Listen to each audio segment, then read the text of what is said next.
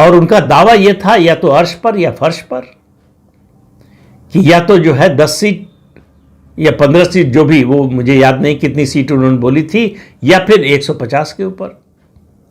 तो सपना देखने में तो किसी के कोई प्रतिबंध है नहीं, प्रशांत किशोर भी देख सकते हैं।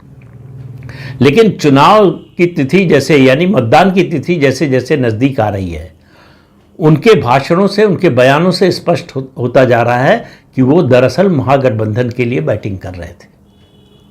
अब वो पूरी तरह से एक्सपोज हो चुके हैं।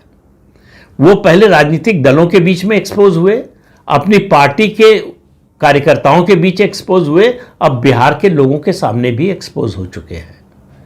वो जो बड़े बड़े दावे कर रहे थे, उनको लग रहा था कि चमत्कार होगा, उनको लग रहा था कि अरविंद केजरीवाल का जीतना चमत्कार था। वो भूल गए कि अरविंद केजरीवाल भ्रष्टाचार विरोधी आंदोलन से निकले थे।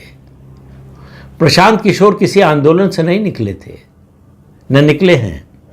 उनके पीछे कोई आंदोलन की शक्ति नहीं है, उनके पीछे कोई, उनके साथ कोई वैचारिक शक्ति भी नहीं है, उनकी अपनी कोई विचारधारा भी नहीं है।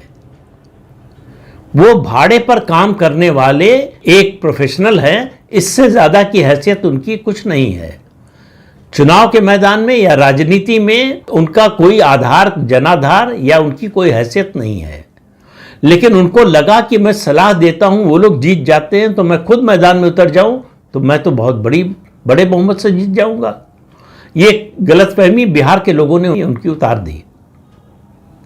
अब उनको समझ में आ गया कि वास्तविकता क्या है। अगर प्रशांत किशोर को अपनी पार्टी की रत्ती भर भी सफलता की उम्मीद होती तो वो चुनाव लड़ते।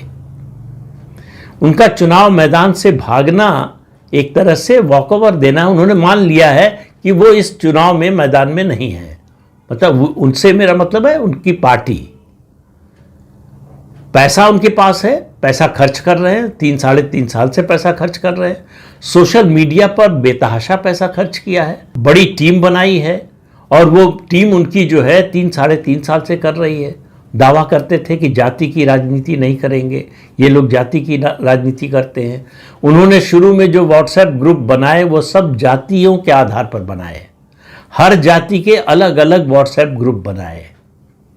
तो जाति का खेल खेलने की कोशिश की, वो नहीं चला। अपनी इमेज का खेल खेलने की कोशिश की, वो नहीं चला। दूसरों की इमेज गिराने की कोशिश की, बड़ी लकीर उनको जब लग गया नहीं खींच पाएंगे तो जो बड़ी लकीर थी उसको छोटा करने की कोशिश की, वो भी नहीं चला। तो तेजस्वी यादव हों या सम्राट चौधरी हों, उनके बारे में अनाप शनाप बोलते रहे।